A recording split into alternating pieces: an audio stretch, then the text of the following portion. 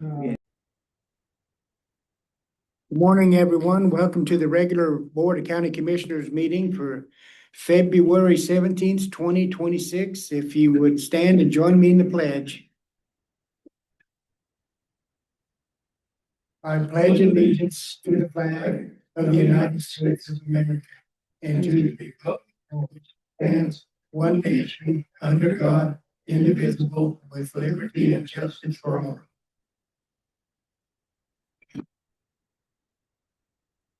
Thank you. Any additions to the agenda? I have none. We'll consider the agenda approved. Thank you. Constituent time. Anybody in the room like to address the board? Okay. Go ahead and come up, introduce yourself. Morning, ladies and gentlemen. Morning. Chuck Cherrick, 5607 2000 Road Delta. I've been working on a little project on my own and I need some direction. I'm trying to come up with, we're heavy in the solar world. I'm trying to come up with the costs on the front end and the back end and what our net actually is to the county. I'm moving along, but I can't find anywhere. And maybe you guys can work amongst yourselves and give me some direction as what we've received in the way of taxes, what we're expected to get. Most people, I've been through all the regular channels. Nobody seems to even know that the solar farm's running. So I would like to know what we're generating in the way of income for the county. Okay. The second thing I'd like to talk a little bit about is, and apologize for the people that was there when I went a little bit off the edge at Magic Matt and the guys that were there from gentleman with the cartoons on his socks were there for this battery education that we got. And that was at a planning commissioner meeting. What we got was a lot of make-believe. You know, I got with early on and gave Everett a bunch of information all up and down the coast of California and what our exposure was as being a county getting sued by people who are directly affected by these batteries. He touched on Monterey County, which is where Carl Holmes came from, but he didn't talk about the damages down to the southern end, what they call the Inland Empire. And I'll put something together and give that to you guys at a meeting or however you want to see it. This battery thing and the plume that they're talking about, you know, we have in our area or where I live on 2000 Road in close proximity to the solar farm, we have disruptive wind currents and they'll change directions 4 or 5 times in an hour. So to build a plume, or let's say, for an easier way to explain it, we have a little smokestack that we've declared this is going to be our plume model. That can change in a minute. I mean, sometimes when they fire the asphalt plant, none of that stuff comes the next day. It just sits in the valley, deader than a doornail, and the wind will change 2 or 3 times to the point where you have to close the windows and everything. That's not what I'm here to talk about. I'm here to talk about this highly dangerous battery thing that's not helping Delta County at all. You know, it looks like they're going a different direction now. They're going to go with mini nuclear electric stations, which are much cheaper. But if you could help me out on a direction to go, I'm looking to see where the income, we were promised a lot of things. We were promised landscaping and all those monies we were going to get, but it's just turned into a whirlwind, if you will. That's all I got this morning.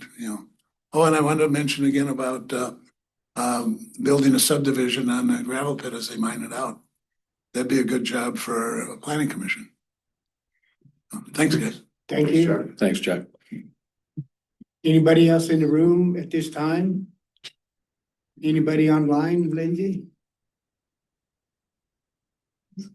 Okay, we'll close constituent time and continue with our agenda. County Clerk Terry Stevens, we need. Good morning, Commissioners. This morning I have for your consideration the minutes for the February 2nd, 2026 Board of County Commissioners regular meeting. Are there any additions, deletions, or changes? I have none. I didn't see it. No, I have, now, you said February second, it's February Third, third. I'm so sorry, it is the third. Okay, yeah, I have no change, thank you. Thank you. That's all I have today. Okay, thanks. Okay, first under Commissioner Business, then consideration and possible award of final bid tally for 2025 RFP match 19. Engineering design services for Low Part Road and bridge replacement. And Kraken and Scott Sheets are here. Well, I asked him to put this on the agenda, just mainly for more information for the commissioners on the dollar amount that was involved here. And go ahead, Tim. Good morning, Commissioners. For discussion today and possible award is the engineering design services for Lockhart Road. We have a total of 7 bids. Bidder number 1 is Three Rocks Engineering and Surveying out of Cannon City. Their bid was $176,000. Anticipated completion date would be August 28th, 2026. Bidder number 2 is Bowman Consulting Group out of Paonia. Their bid was $107,010. Anticipated completion date would be July 26th, 2026. Bidder number 3 is Buckhorn Engineering out of Montrose. Their total bid was $169,324. Anticipated completion September 25th, 2026. Bidder number 4, KLJ Engineering out of Grand Junction. Grand total fee is $185,000. Anticipated completion date would be December 15th, 2026. Bidder number 5 is Roaring Fork Engineering out of, I think they're over by Carbondale. Grand total bid on that one is $106,084. Anticipated completion date April 30th, 2026. Bidder number 6 is Roxall Consulting Group out of Thornton, Colorado. Grand total bid is $151,728.66. Anticipated completion date would be September of 2026. And bidder number 7 is SGM out of Glenwood Springs. Grand total $222,100. And I don't have the anticipated date in front of me on that one. These came in a lot higher than I expected. How much did we budget? I believe we only budgeted 50,000. Is that correct, Robbie? Yes, Mhm. So because it's, we didn't know what it might be. Right. Basing that off of other projects, so. and this is just for the design. Right. Well, it includes a water or a HECRAS study to determine the volume of water that can come down there. That is Cottonwood Creek is a really long drainage. It goes clear up on the Uncompahgre. So if you remember back in 2023, there was concerns of flooding. And that's when we first started taking a look at this bridge. So there's concern of how much water and what's in that drainage that we can't see. So we need an engineer to determine whether a bridge or a box culvert would be the best solution. So this includes a total basin analysis on, is it 100-year or 500-year flood? I condition? believe it's 100-year. And what's the difference between Bowman and the Carbondale Group, Roaring Fork Engineering? I would recommend Roaring Fork. They are the low bidder. They have the quickest turnaround. There is a little bit of risk there if we need U.S. Army Corps of Engineer permits or FEMA permits. That is in the flood zone A. The difference, they're both capable. When I looked at all the bids, the guy that's going to do the HECRAS for Roaring Fork Engineering was actually trained by one of the main guys that developed the HECRAS stuff. So they're very knowledgeable in that. Bowman, they're capable. The one concern I had about Bauman is the team that they put in there was more, they've got a big group that they can choose from, so they could choose other people out of their company. But the ones that they put in their RFP was more towards battery storage and that kind of infrastructure. Not that they couldn't do the work, but I would recommend Roaring Fork. Is there a chance of getting a grant each year for this? Yes, I've talked to Matt Jennings about it, and we tried to do this 2 years ago, working with the prison out there. And we were working on a grant, but it didn't end up working out. That grant will be available again next year, I believe. And we can go after that grant. I don't remember the name of it. And it's like I said, mainly for information purposes. I don't know if we want to make a decision today or to table this in hope of getting a grant, since we did just budget 50,000 for this. It's not like nobody bid. We got 7 bidders, but twice of what we thought it would cost. You would need to say that at this time you're going to reject all bids on the record if that's the direction you can go. And there may be other, I can get with Matt Jennings and we can look at if there's any other grants that'll be available sooner. What is present condition of that bridge, and how much urgency should we be looking at here? Well, we're not gonna have, I don't think we're gonna have any flooding issues this year. It'd be nice because we don't have enough snow. It's got low clearance. It's an old bridge. Well, I don't know that it's actually, is it actually a railroad car frame? Is that what it is, Scott? I think it's actually a bridge, but it's Is it? pretty bad shape. Yeah, It's it's, been welded on and added to and not, they did not do a good job to it when they did that. and it's been there a long time. We don't really have much record on it. Because somebody Doesn't else- CDOT do an analysis on that through the third-party contractors? They do, but that one is too short. It's gotta be 20-foot span or more for CDOT to look at those. And I don't think that one is on that list. No, it's quite short. That's why it doesn't I apply. didn't realize that. We could get the bridge grant for it. It doesn't fit the bridge program grants because of the span.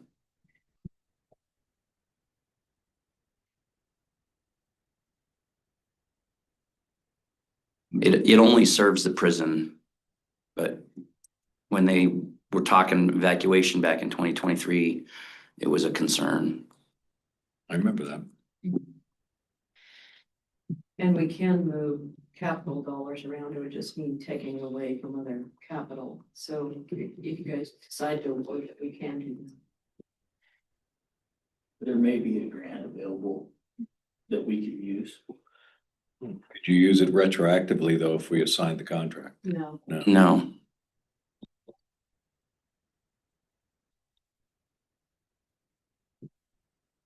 It would probably just delay us for, into 27.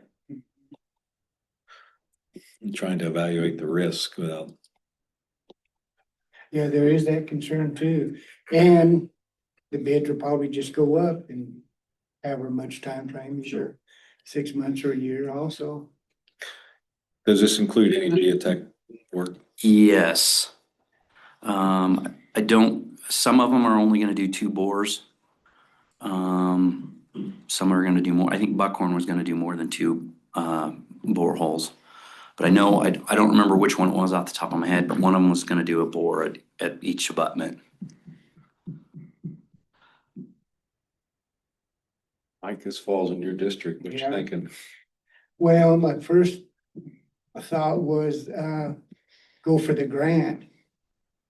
And just because it's twice as much as what we thought. But at the same time, is that a prudent decision with the condition that the bridge is in? And if we open up for bids again, it'll just be higher.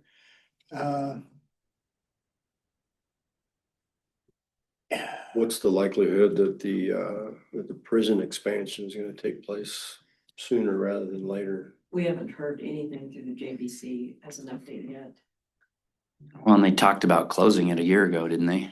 They did, and then we heard through the JBC, they were talking about expanding. it Oh, for okay. years. I've heard that as well.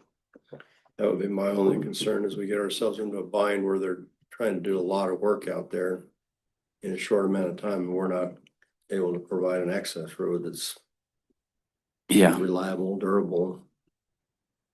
I don't think that bridge would hold up if you took a lot of trucks across it constantly, if it were construction. it's also a one-lane bridge.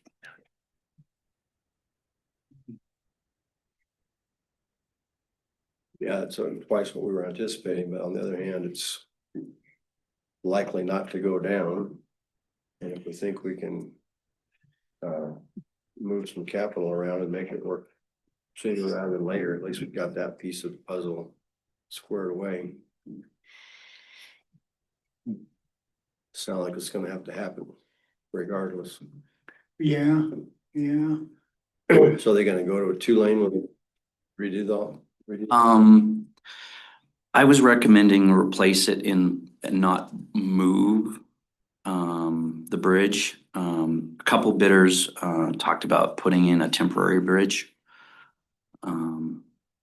Like they did out on the highway by Austin, they had that temporary bridge.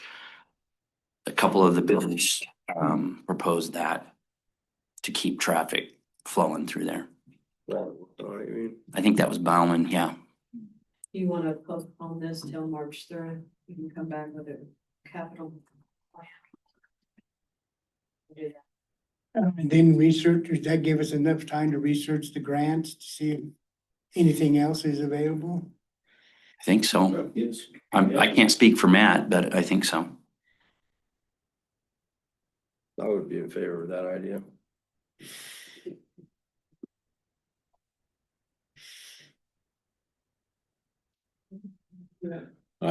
We need an action item on this.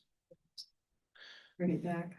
And bring it Okay. back in March, So okay? table RFP 2519 to March 3rd. Okay. Okay, next we have the hospital here and Chris Stewart, consideration and possible award of 2026 RFP 0 Thank you, guys. Thank you, Tim. installation and testing of cellular public safety radio, DAS at Delta Health.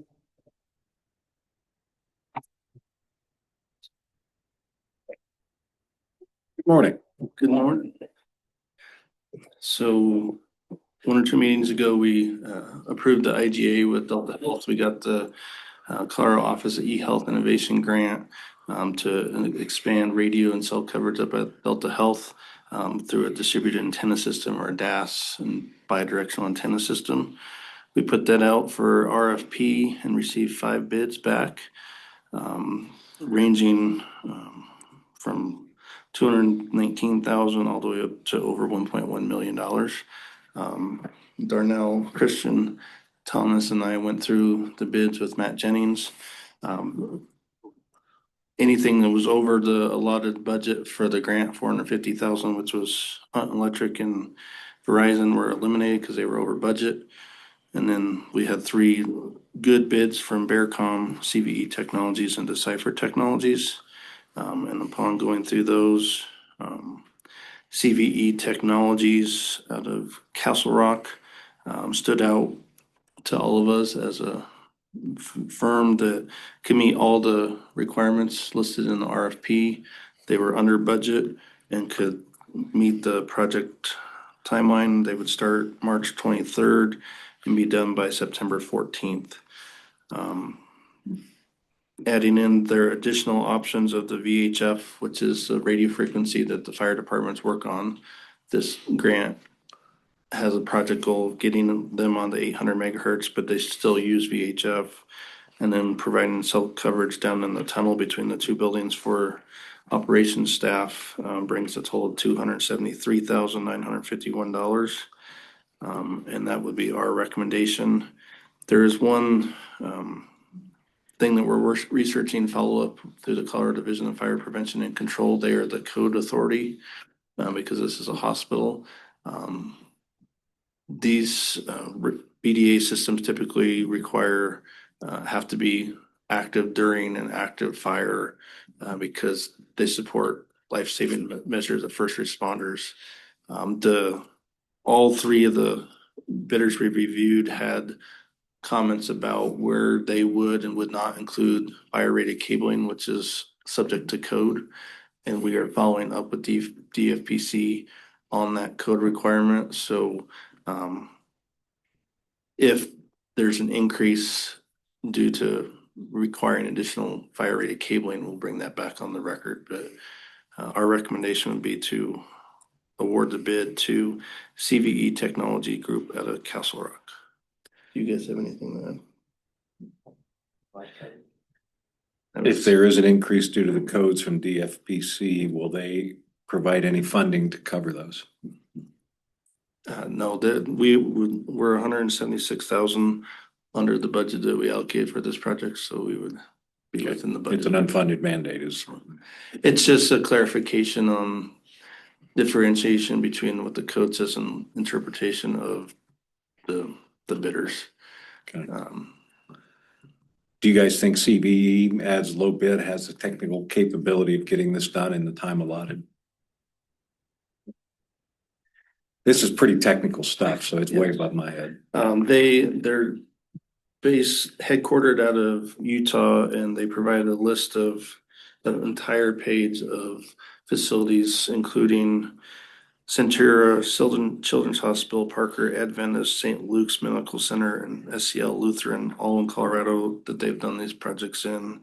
DIA, Sheraton Hotel in downtown Denver, Colorado School of Mines, CU Boulder, CU Denver. So they've done some very large facilities and hospitals that are much larger than Delta Health in Colorado. So when we saw that and their 2,400 employees, we were pretty impressed by their portfolio. You cited a dollar amount of 273,000. Yes. 273,951. So they had listed VHF and cell for the tunnel that goes between the oncology building and the main hospital as options. And we decided those are options that we would need. So their base bid for the whole hospital is 219,000. So when you roll in those options, that brings it to the 273,951. So if we do approve this, we'd have to approve it for the 273. Correct. Okay.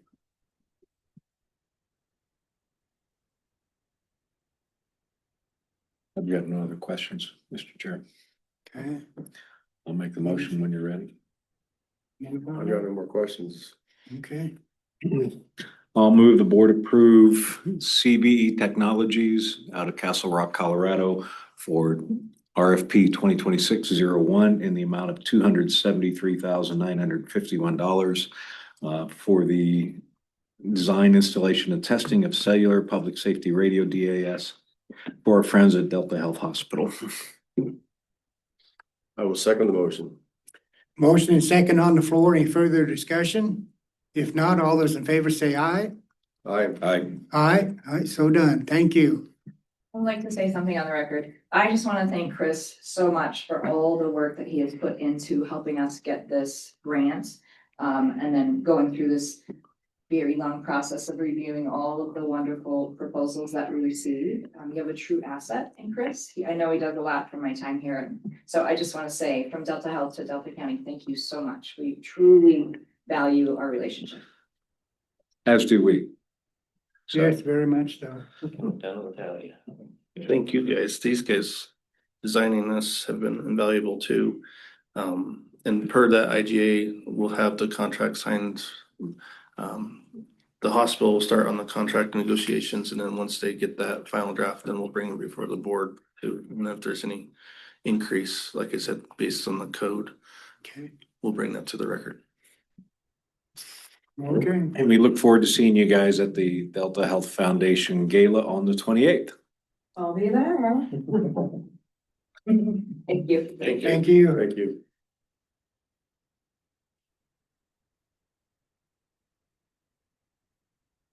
Next is to ratify the warrants.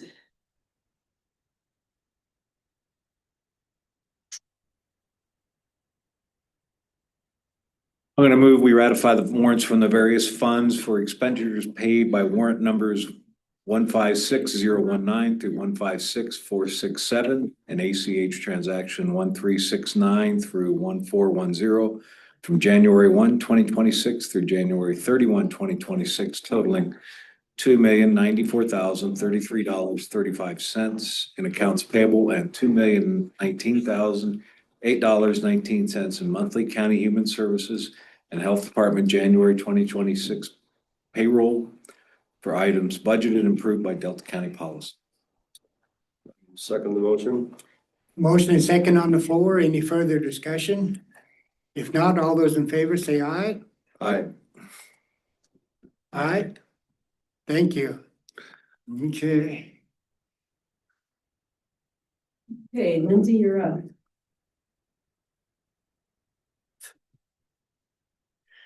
Okay, for Commissioner's calendar today after the meeting, there is a work session at 1:30 with Road and Bridge.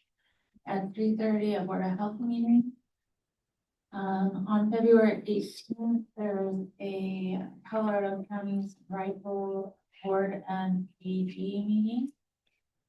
February 18th at 10 a.m. That's the AGNC. February 18th, there's another work session with environmental health. with Greg Miller. February 18th at 10 a.m. Gateway Community Meeting. February 20.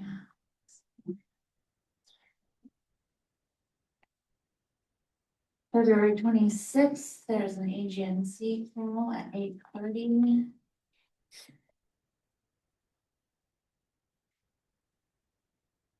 It's like it. Anyone's yourself, doesn't matter. On the 24th, I have a 3 o'clock at BOH special meeting, OWT. Yes, is it still?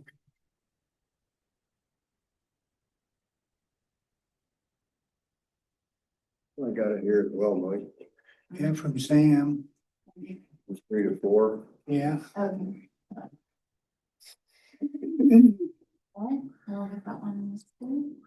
And on the 19th, from 10 to 1, I have a Gateway Community Meeting for those communities surrounding Black Canyon National Park.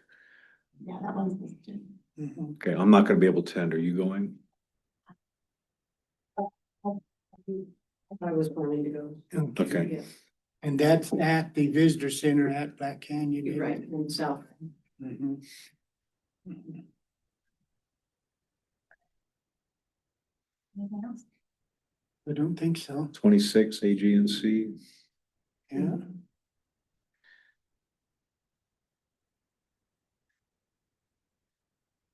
Oh, and then when's the gala? The 28th? 28.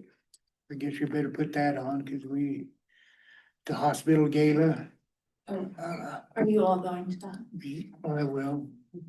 You going, Greg? I don't know. Okay. Did you guys buy tickets individually for that? I did.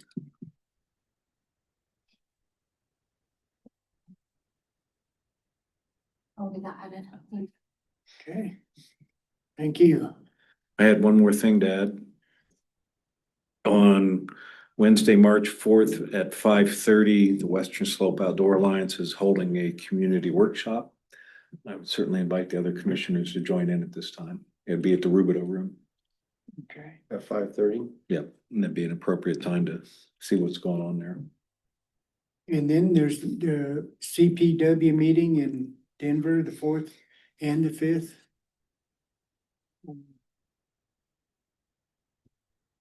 I think also during that time. It is. You said 5:30 window? Yes, sir.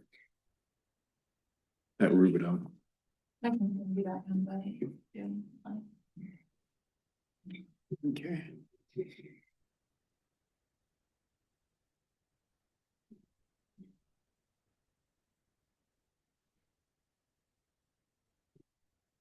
Yeah. Oh, my God.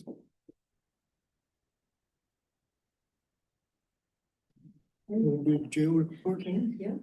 We've got thank you, Lindsay.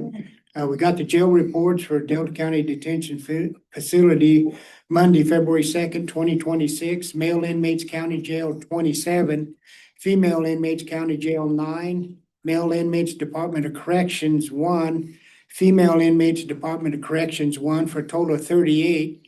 Average daily inmate population for the week of 1/26/26 through 2/2/26 was 43.42.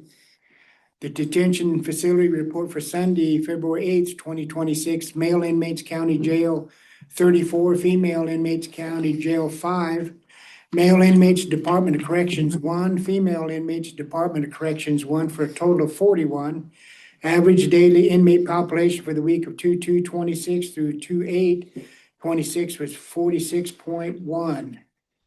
Sunday, February 15th, the detention facility report, male inmates, county jail 33, female inmates, county jail 5, male inmates, Department of Corrections 1, female inmates, Department of Corrections 1, for a total of 40.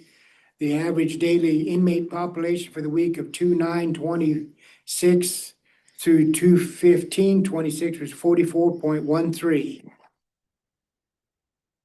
Okey-dokey.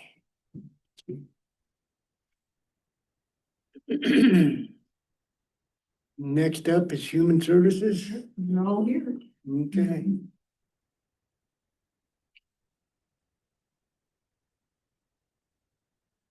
Welcome, everybody.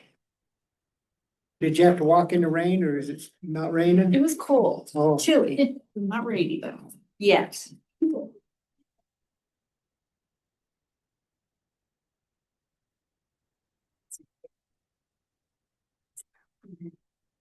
Okay, so we're gonna start our morning, this morning with recognizing Albert, if you want to. oh boy.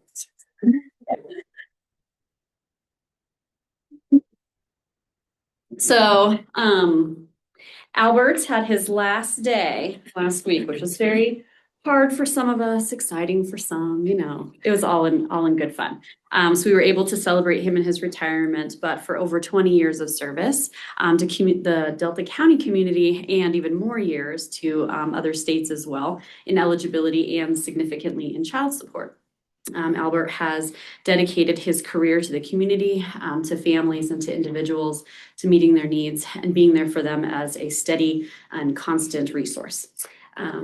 The other piece I think that's important to recognize for Albert is that he has led his team courageously and met federal and state measures, both of them every year for many years. And so being able to stand out with your numbers and really recognize your team and support your team through all of the work, I think we all appreciate as well. So today we want to thank you again for your service. We appreciate you. We're going to miss you. Please don't be a stranger, and come visit, and we'll see you soon. That is true. That is true. So thank you, Albert, and the commissioners can give you.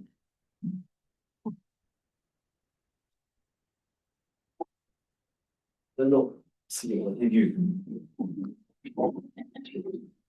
I appreciate it. Oh my goodness. Great. It's a getting there. Yeah. Appreciate you. 20 years. 21 A lot of years. You gotta be right here. We're holding the button, not working. Oh, we just go up to the bottom corner. Maybe it doesn't. Yes. Yes. I got it. Look at me. 1, 2, 3. Yes. 1, 2, 3.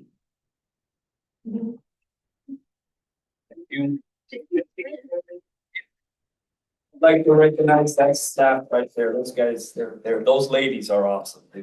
I've had terrific staff over the years, which makes a whole hell of a lot of difference. Thank you. Thanks, guys. Your enthusiasm is smart. I'd love it.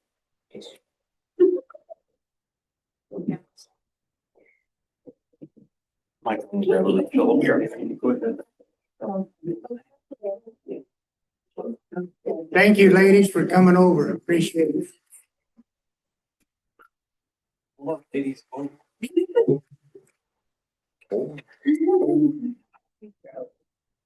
Guys, take care. Yes.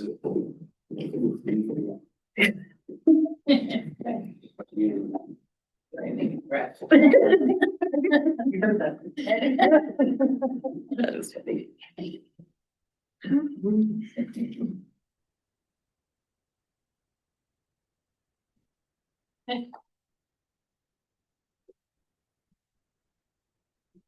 Thank you.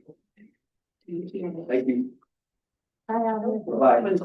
Claims over. Can you wait for Wendell or Anthony? My pleasure, really. He doesn't want to hear about financials. Okay, so we can start with the report.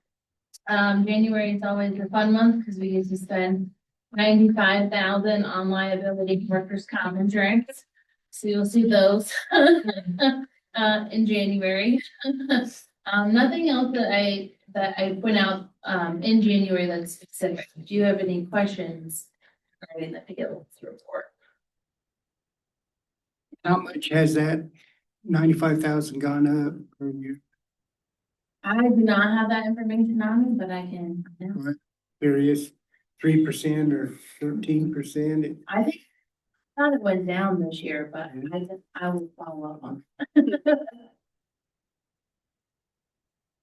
It goes by the staffing of the previous year, so this is based on 2024.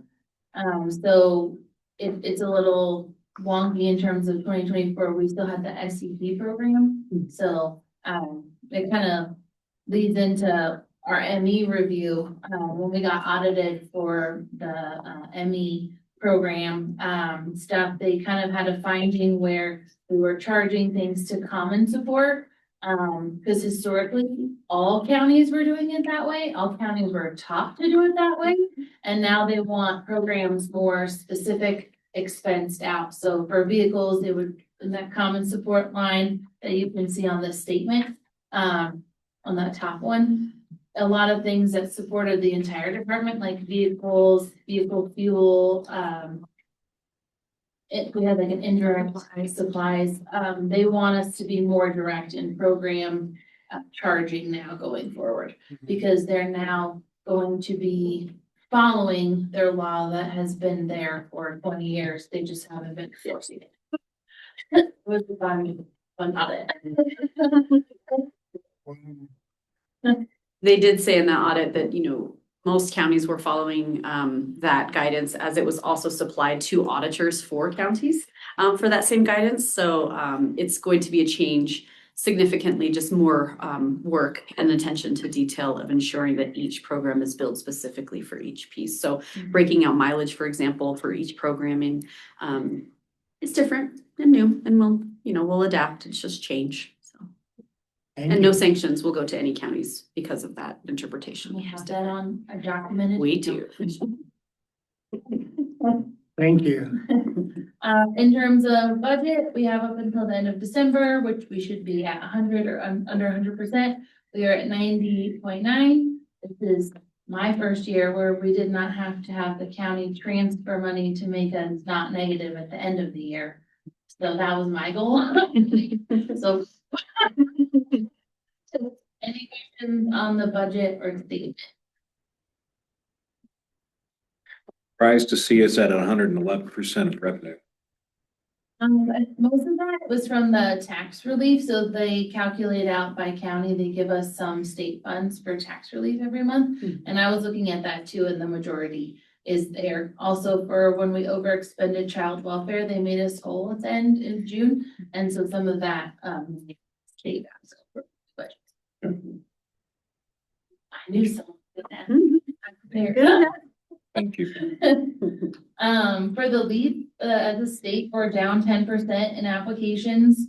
Delta is down 9%, this time last year. We're at, 1,198 total applications, 957 approved, $217,000 of LEAP benefits have been paid out. 183 denials and 83 pending, which Tatiana is helping them follow up on. And the LEAP federal program overall got an increase of money for this year. So they said that we'll probably get the outreach incentive this next year, depending on any administration changes from now until then. Yeah.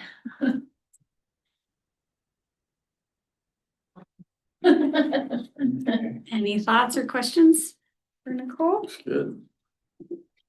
Okay. So our next action item, we do have covers our couple programs with our child care assistance program and looking at our TANF reserves. So the backpack program is a program that we have traditionally supported within the community for several years. Most recently, our support has been a $30,000 a year contract. But over the last 4 years, they have grown their families and children that they've been serving, and we have not increased our amount to support the program. So this year we did look at the specifics of how they've grown in the different packages, boxes, the tubs, which are the cutest things on the planet and the best things to have when you're a parent and raising kids. It's a pretty phenomenal program. And so we are asking the board to agree to the contract to support them with $50,000 this year, risen from the $30,000. And I will let Lori answer any other questions she has about that, or you have about that. You were talking about tubs? Yep, so what the backpack program does is they're like a tote, and then each tote has a theme, and each theme, say, would be dinosaurs or cars. And within that, they look at all developmentally appropriate age groups and needs and skills that children need to develop, and they have an activity targeted to each of that, as well as engaging parents in play with children and reading. I can think of the pirate box. They have a scavenger hunt, and you provide clues, painting. There's just lots of developmental pieces that go in to So help. it's more than just a backpack. Yes, You've never is a had hub. the line? Oh my gosh, it's a thing.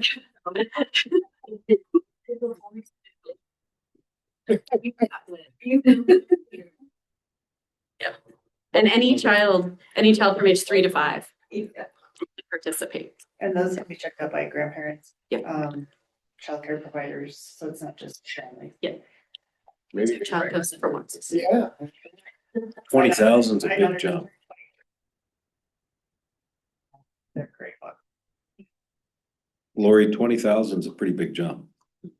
It is, but their numbers have increased. They did some statistics and last year, currently actually 2025, 2026, they've served 287 children and provided 1,297 boxes, which has grown over the couple of years, 2022, 23 boxes of 1171 that they provided. So it definitely is an increase in the community they're serving. And so the funding goes to support the supplies that they need for the boxes and some of their staff that run the program. And it's primarily been grant funded as well.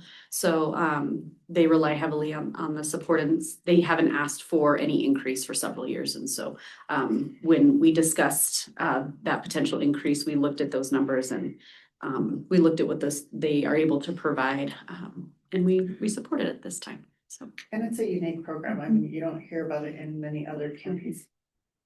So I think it's something special that's Delta County, and it's worth supporting. That's neat, yeah. If you ever get an opportunity to tour, Angela at the Family Resource Center would be happy to take you in and show you the totes. It's really exciting. It's really neat. They might even let you check them out. They might. Do some afternoon painting. You can do dinosaurs. You can do pirates. With my crayons during coloring, I had a hard time saying it's in the lines. Where did this additional 20 come from? It's with our TANF reserves. It comes out of our TANF reserves. And it goes through, it's kind of a pass through to the childcare, part of the childcare, what do they call it? Allocation. Yeah, but it's an expenditure that childcare allows. It just comes from the county's TANF reserves. And we historically underspend that allocation, and because of, we don't reach that 95% threshold, they've been cutting us 5% every year. Because we're not spending out of that allocation. Yeah. We did do the financials to ensure that we would be stable throughout that piece as well, knowing the things that are coming with 1259, and there's a potential to put a hold on some of those BCA increases. We're talking about some of those things to move through within this session as well. And they actually put it as the quality childcare expenditures, and so you can use CCAP scholars for that, but you have to show that you're going to be overspent for the year. So then the alternative then is to use your TANF reserves. Okay. Oh, do you? I will make a motion that we enter into this, MOU Mhm. with the school district in the amount of $50,000 to,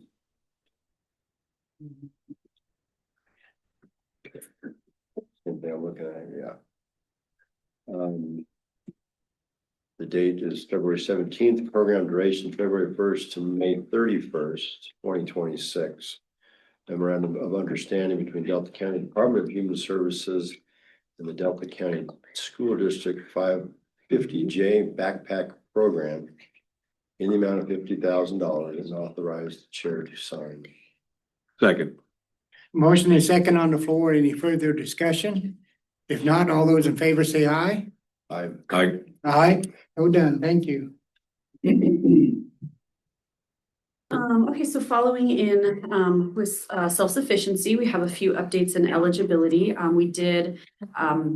We did receive our county incentive contract report. And so of that, you have to meet 6 pieces of that successfully and within their threshold. So application timeliness at 45 days and 90 days. And then some other renewal and timeliness and original application timeliness. And so meeting all 6 allows us to move forward with being able to receive the full incentive grant at the end of the fiscal year.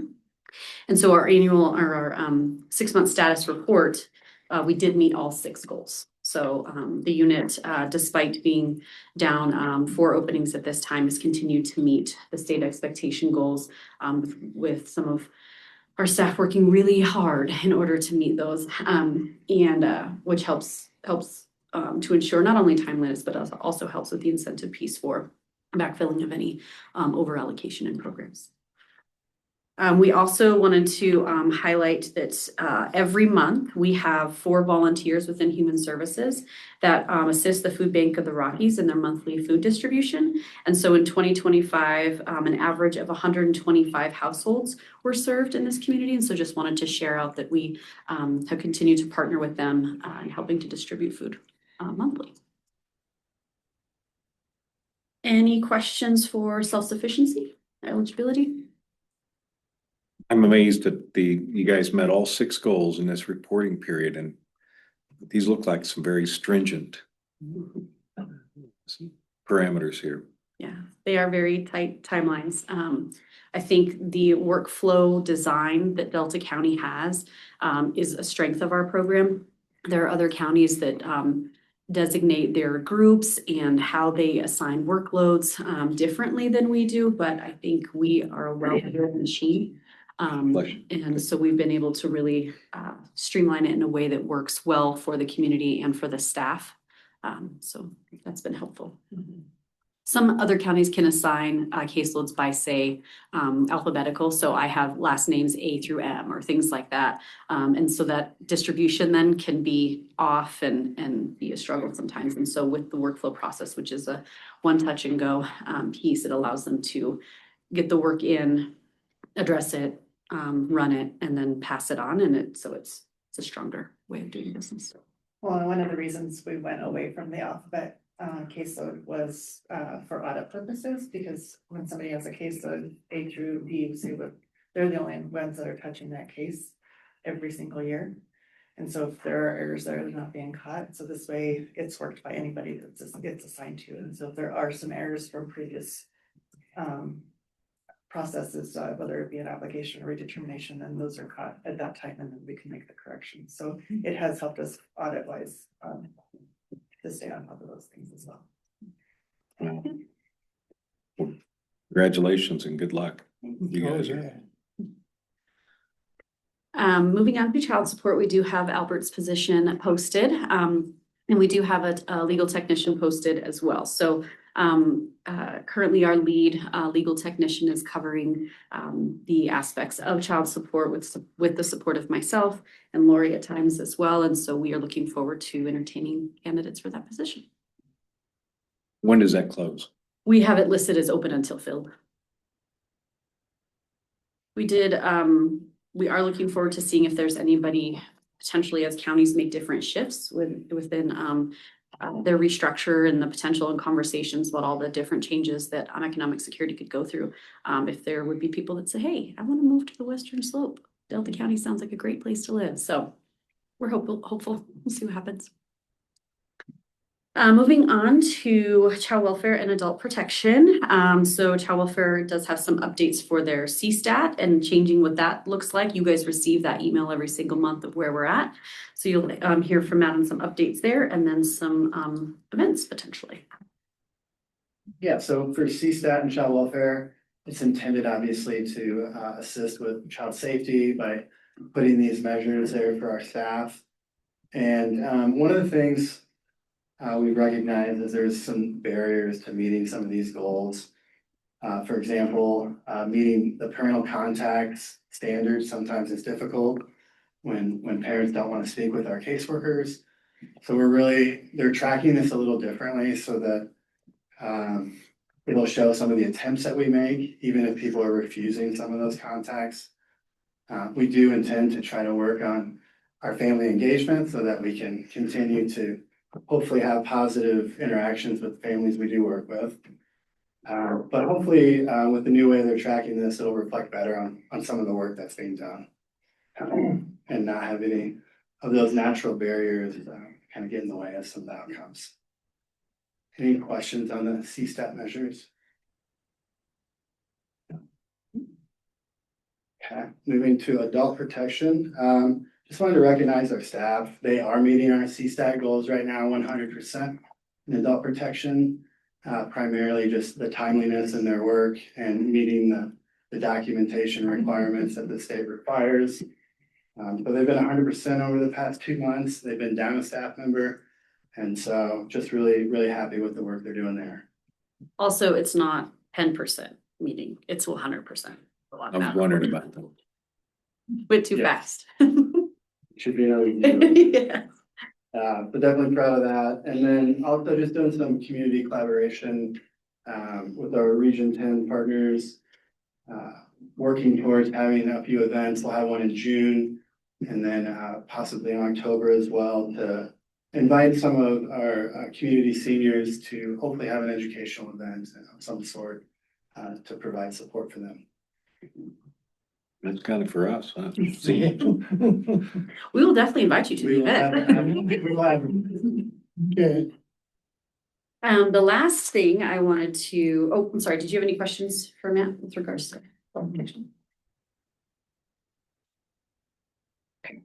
So the last piece I wanted to share with you all is that we did, for the first time, at least since I've been in my role, we did conduct a employee satisfaction survey in December of this past year. And we presented that to leadership and then presented it out to staff in this last month. And one of the things that I think, and we were able to send it to Robbie and to HR, but I think we were able to gauge where staff are at, where leadership we need to show up better, what we can do as supervisors and employees to ensure that staff feel they're getting their needs met. I will say that I was very impressed that when the conversations about, do you feel supportive? Do you feel like your voice is heard? Those numbers were high.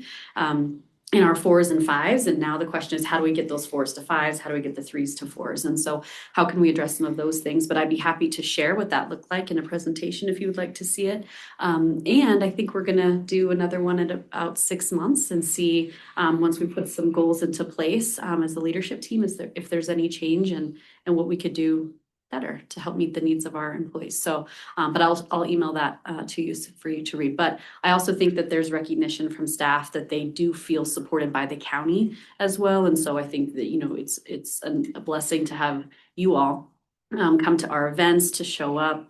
Even when you've done the individualized things for our staff and recognition, I think they see it and they feel it. And that's important to them. So thank you on their behalf as well. What was your participation rate in that survey? We had 35 complete the survey. Out Out of 46 or 48? 48. So I'm hoping in the presentation of it and being able to address those things so that they can see what that feedback is and what we're doing from there, that would increase participation as well. But yeah. that's the goal. Interesting. Good for you guys. Mhm. So I'll send it out for you guys to see. Thank you. Yeah. Thank you very much. All right. Well, thank you. Guys. Happy Valentine's Day. Hope you had a great day. Today's Mardi Gras. Today is? Okay, wow, we're on a roll now. Always something to celebrate. And only Terry wore purple today. Way to go. Get you a copy of the signed one because Karen Gibson has to sign it and then I'll. Thank you. Good luck, guys. Thank you.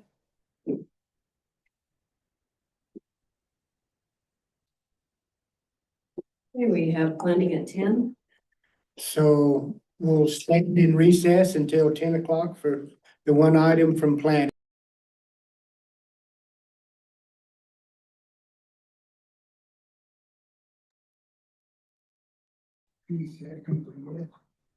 Thank you.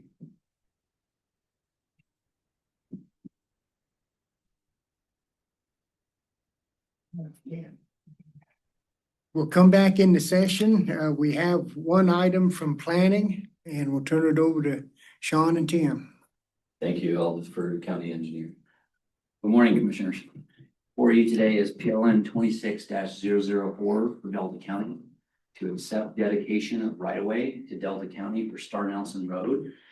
It's approximately 1.42 acres. The property is located on the north side of Highway 50 and east and west of Star Nelson Road. Parcel number 34591230004. This is for dedication of Star Nelson Road through this parcel. The parcel A is 14.36 acres. Parcel B is 7.95 acres. The county does have a CDOT permit for Star Nelson Road. Staff recommends that the board accept the quitclaim deed with a legal description and exhibit attached, dedicating right away corresponding with the existing Star Nelson Road. The dedication is 1.42 acres within the subject parcel to Delta County for public right of way. And also to adopt a resolution for right of way.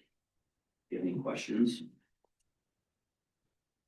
Who has that resolution? I don't know. I didn't. Everyone did Brittany? Oh, there is one. There it is. Yeah. 2026 dash R. A resolution and warrant deeds and the exemption plat.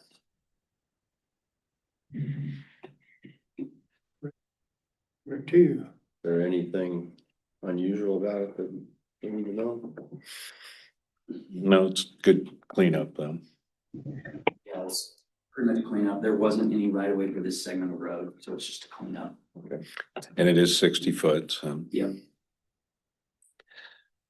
It's 02, Mike? Yep. 02. Yes. Well, I will make a motion that we adopt resolution of the Board of County Commissioners, County of Delta, State of Colorado, number 2026 R-02. Resolution accepting the dedication of right of way on Star Nelson Road. And authorize the chair to sign. Oh, that's all three of us, never mind. Second. Motion and second on the floor. Any further discussion? Have none. No. If not, all in favor, say aye. Aye. Aye. So done. Thank you. You want me to bring, you want the plat right here?